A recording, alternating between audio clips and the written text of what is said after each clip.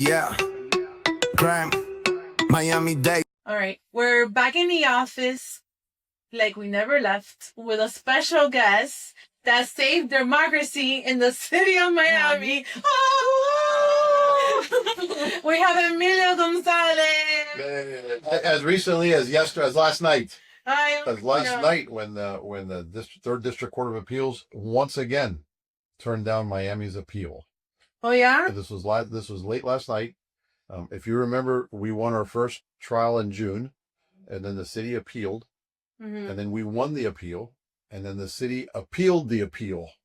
Right. And last night, the judges ruled that they're not going to hear their appeal, that they have no grounds to appeal, and that they need to move on. Unfortunately, and I say this unfortunately, because the city still has one more card to play, and that is going to the Florida Supreme Court.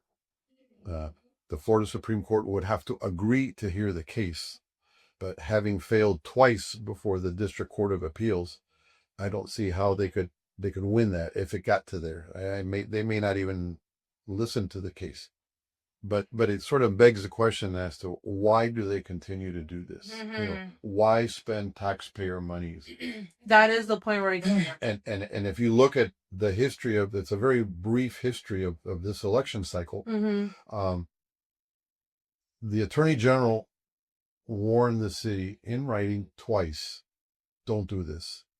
The governor chimed in twice in writing, concurring with the Attorney General. 4 judges have told the city of Miami, you have committed illegal and unconstitutional acts. Why do they continue doing this?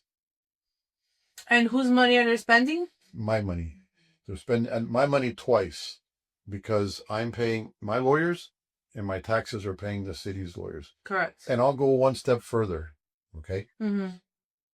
Yesterday, late in the day, not at night, late in the day, we won, and the court issued its decision. At about the same time, down the street from my house, a friend of mine owns a building, and I have a very large banner that says, Emilio Gonzalez for mayor on Coral Way. If you're on Coral Way, you can't miss it. At the same time that the court was issuing right after the court was issuing its ruling, the Department of Code Compliance was issuing a citation to my friend's building for having a sign that was too big.